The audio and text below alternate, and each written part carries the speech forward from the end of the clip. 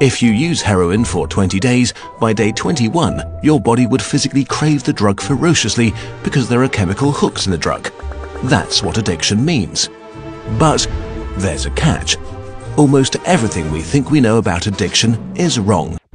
If you, for example, break your hip, you'll be taken to a hospital and you'll be given loads of diamorphine for weeks or even months. Diamorphine is heroin.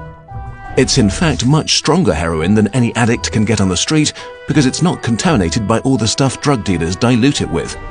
There are people near you being given loads of deluxe heroin in hospitals right now, so at least some of them should become addicts. But this has been closely studied. It doesn't happen.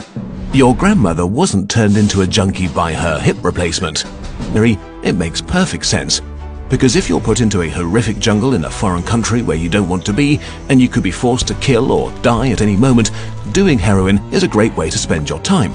But if you go back to your nice home with your friends and your family, it's the equivalent of being taken out of that first cage and put into a human rat park. It's not the chemicals, it's your cage.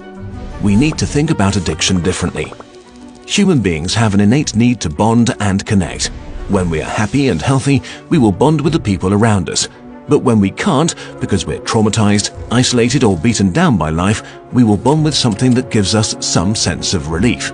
It might be endlessly checking a smartphone, it might be pornography, video games, Reddit, gambling, or it might be cocaine.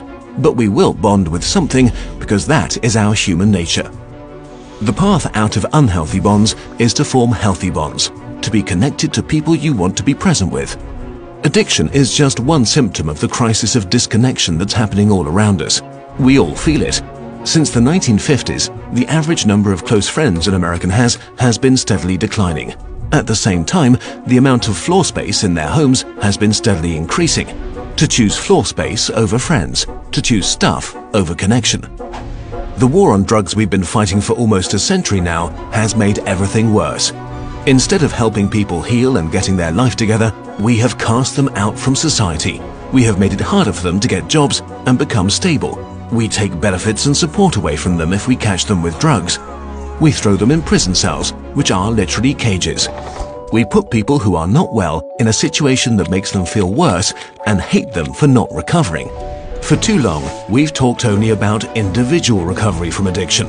But we need now to talk about social recovery, because something has gone wrong with us as a group. We are going to have to change the unnatural way we live and rediscover each other.